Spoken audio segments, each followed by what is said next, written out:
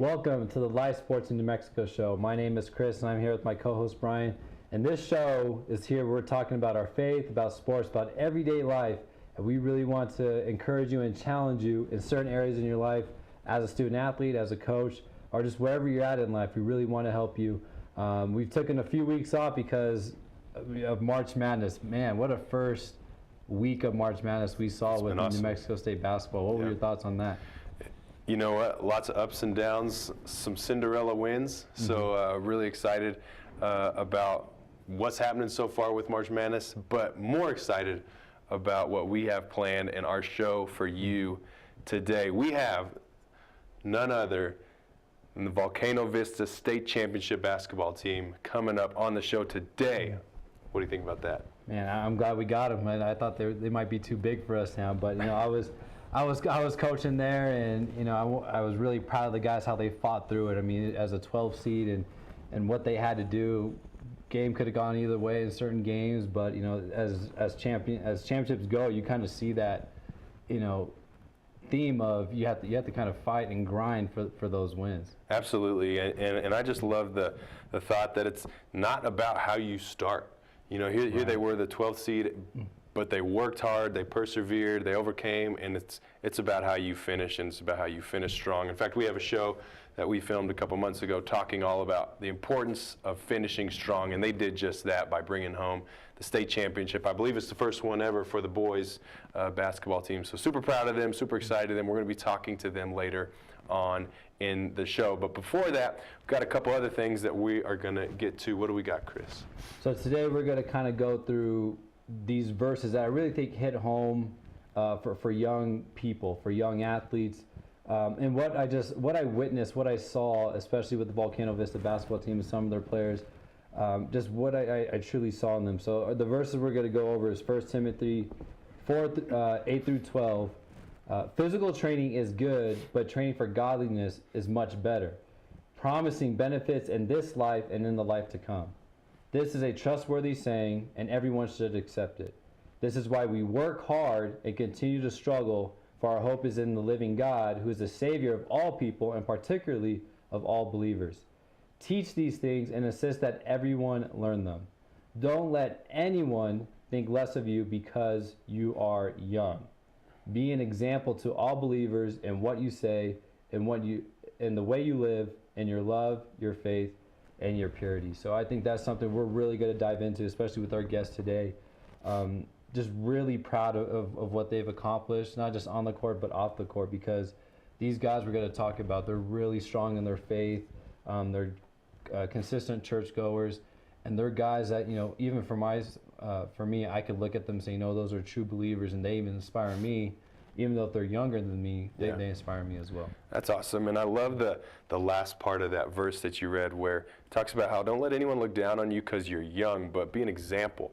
And so many times when you are young, when you're an athlete, when you're in school, it's easy just to go along with the crowd. Mm-hmm. We get caught up in what everyone else is doing, what everyone thinks is cool.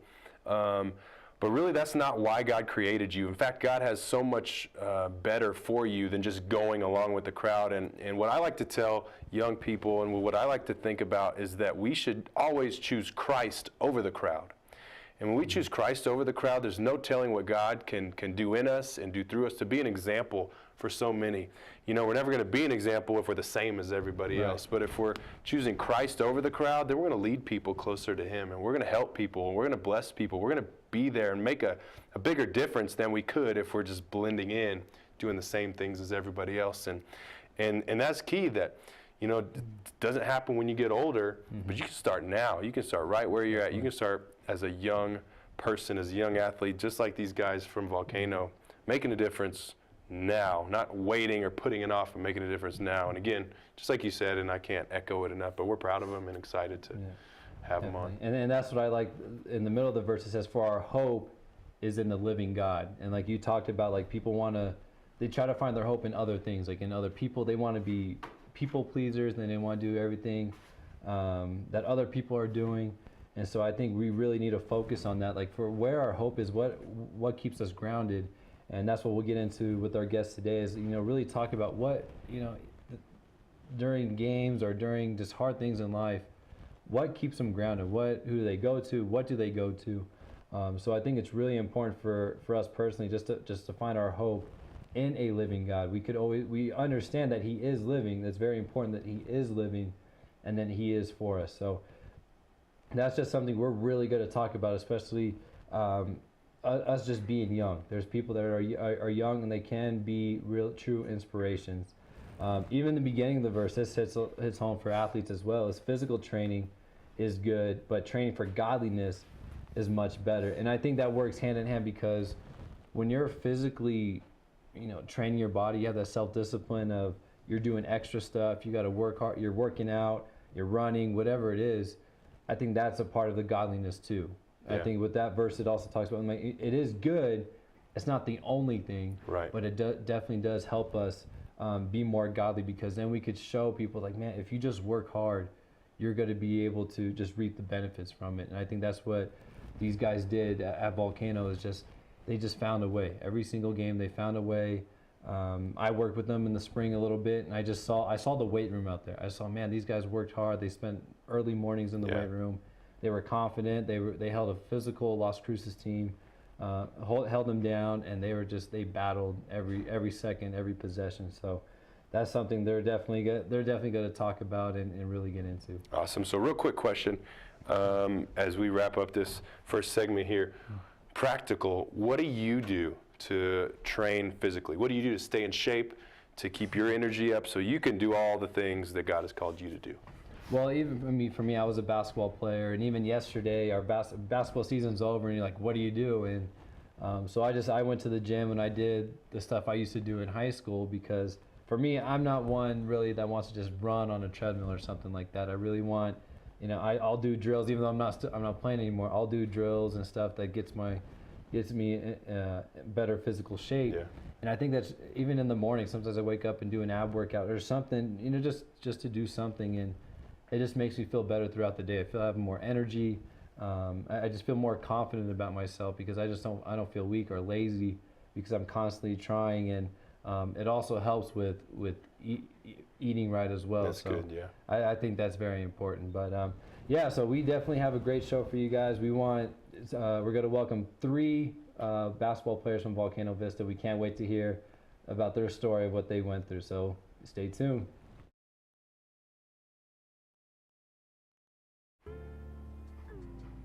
Don't forget, every Proview Network sporting event is on sale at our DVD store. Go to www.proviewnetworks.com to buy your DVD today.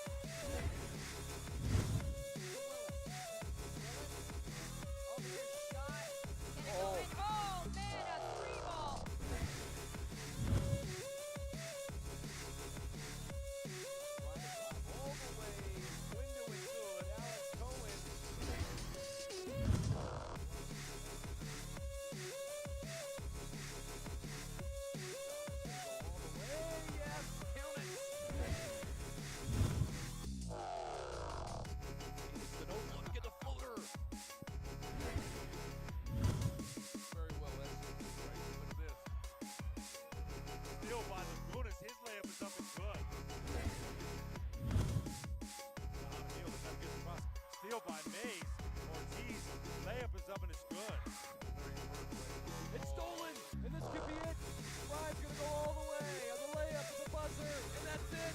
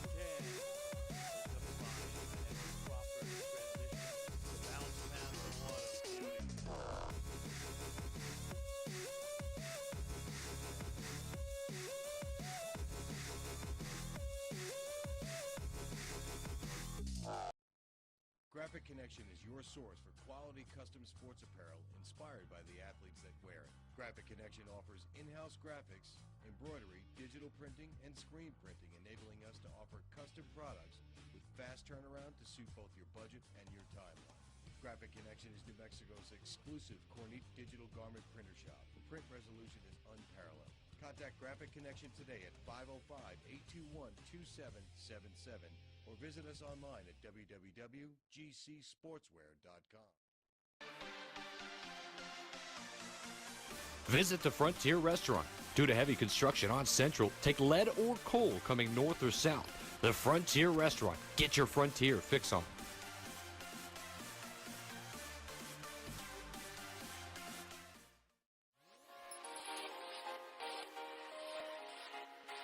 Folks, there's no other way but to be all in. Either he's Lord of all or he is not Lord at all.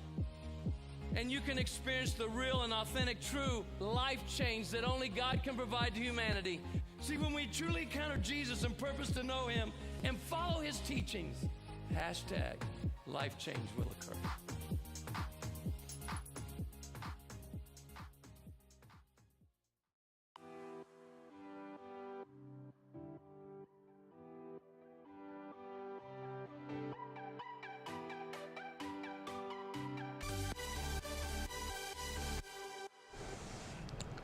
Welcome back to the Live Sports in New Mexico show. My name is Chris, and today I have some very, very special guests with us. We have Jelante Gray, Andres Vigil, and Ben Manzano, all state champions. How does that feel? Great, man. It feels great. What about you, Jay? What does it mean? Like, can you explain the feeling of being a state champion? It's a great experience. Like, it's something I've never felt before, winning a state championship with my brothers. It's a great feeling just to be able to have these two by my side with winning that state championship. What about you, Ben? I feel like it's still so unreal, just to, like the feeling and stuff like that. Like, it's kind of, like hard to explain how you feel sometimes. Yeah, I could imagine. I mean, just something you win it. You didn't know if you were. I mean, especially when the brackets came out and being a 12 seed. I think that can mess with teams too. I think it can mess with you guys where you're thinking either if you're a 12 seed or a third, whatever it is, you have a chip on your shoulder. Say, hey, I think we felt disrespected. Or if you're like a 1 or 2, you're feeling pressured. And so we're gonna also see that with the NCAA tournament. What are your teams? What do you got? I like Kentucky, man. I'm Kentucky? Going Big Blue Nation. I got North Carolina.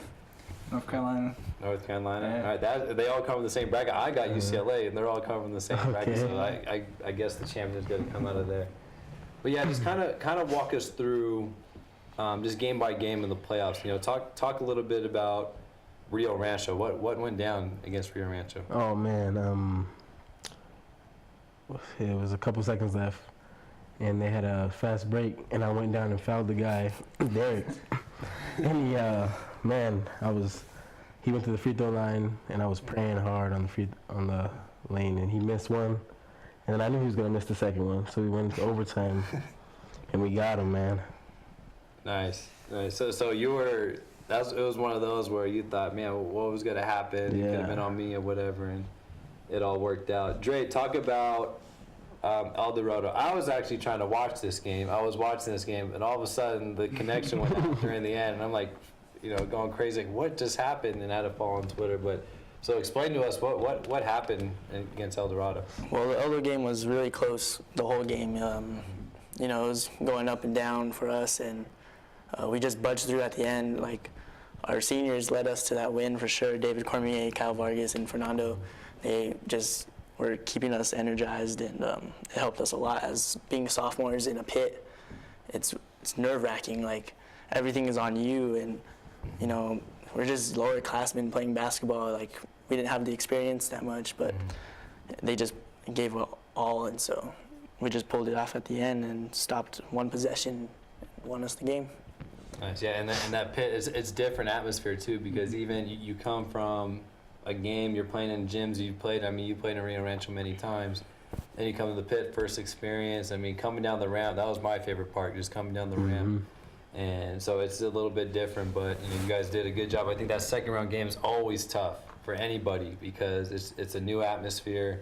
You got to adjust, and once you get over that hump, good things can happen. So Then we come across a Trisco who's been upsetting teams as well. You guys, I believe you split, right? You guys split against them. Yeah. You played one of your former teammates. Talk about what happened there. What was the key there to beat them? Well, we kind of knew how they played already because we played AAU with some of them, and like it was just like it was a fun game, but we knew what we had to do. Like coming into the game, Final Four game. It was a big game. Just pulled it out. Yeah. And I think at that time, it's whatever it takes, it takes to win. I think you guys were really rolling and finishing out. But also now we go into our championship game against Las Cruces, down south. A team coming in, pretty physical. You guys could all three give something about this. What was something like you took from them? What was the preparation going into it, and how did you feel throughout the game? I felt like after the first couple of games, we were very confident going into the championship, and I don't think nothing could stop us. We were pressured on getting the victory. I just think as a 12th seed going into the championship was exciting for me. That's what prepared me to just focus on this game, and man, it was just a crazy feeling going down that pit championship game. Everything's on the line for Volcano Vista, first championship. That's even the farthest Final Four is the farthest we've gone as a program. So it's good to hear championship in that. Right. So Finish it off. like it was just an exciting game. Las Cruces especially was a good team. That point guard was insane. We just had to cut him out of the game and we'd get the dub. So Nice. What about you, Ben? I feel like that game was just all about everything we worked for, like during the season. Right. Like it didn't matter who we played, but just like it was like personal for all of us. Like we thought like all our hard work was just down to that one game. We all put it out there. That was just it. Like even as a player and a coach, that's what I see too. When I see champs, I remember the hard workouts and all this. It just all comes back. This question I want to be geared more towards Ben. Ben, you've dealt with different situations going through that Volcano.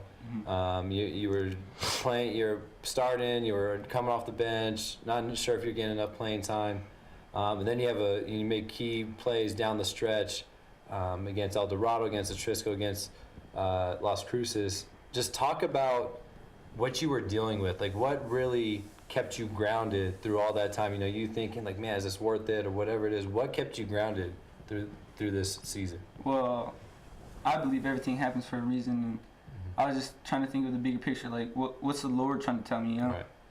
And like at that time, I was just waiting it out, just to see what happens, and it really was just a waiting game, but it was worth it, man. Good. And for you guys as well, like something just even thinking about even last year, coming as freshmen, you guys weren't really necessarily winning a lot. You're at this 500 level, and you guys come from a good AU program, the New Mexico Dogs. You guys are all about winning and doing big things. So what did you really have to work through your freshman year and then leading up to your sophomore year?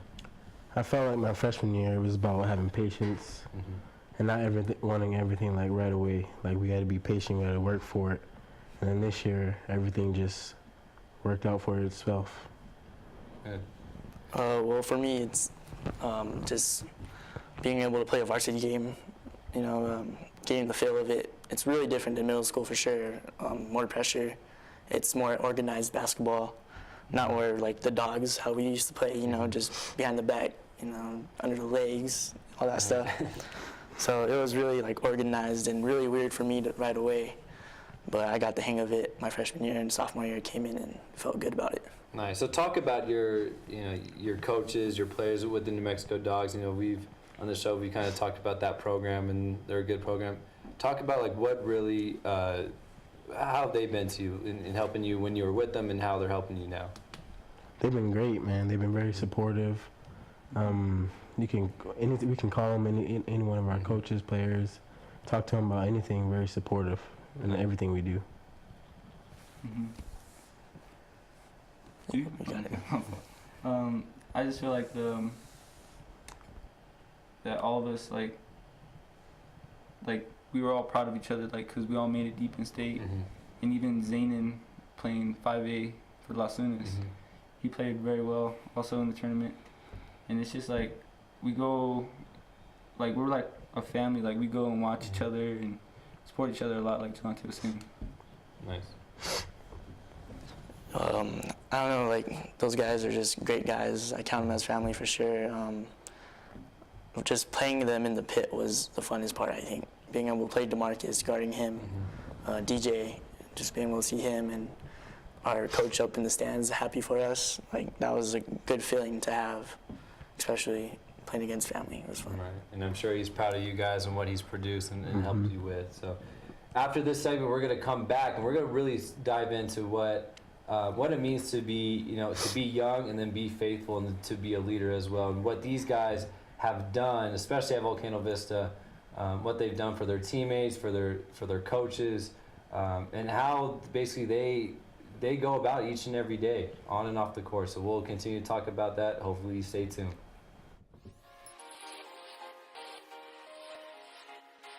Folks, there's no other way but to be all in. Either he's Lord of all or he is not Lord at all. And you can experience the real and authentic, true life change that only God can provide to humanity. See, when we truly encounter Jesus and purpose to know him and follow his teachings, hashtag life change will occur.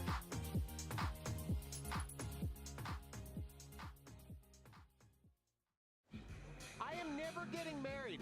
Never. Guaranteed. You picked a beautiful ring. Thank you. We're never having kids. I love it here. We are never moving to the suburbs. We are never getting one of those. We're never having another kid. I'm pregnant. I'm never letting go. For all the nevers in life, talk to State Farm agent Michelle Rudolph or Marty Size in Albuquerque. Sure, you could get him a new car.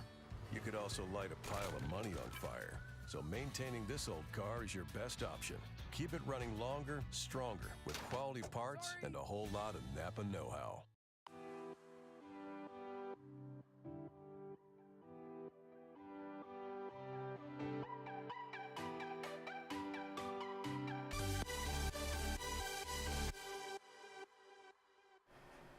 Welcome back to the Live Sports in New Mexico show, and this is the state championship show. This is where we really talk about what these guys went through, what these guys have battled through.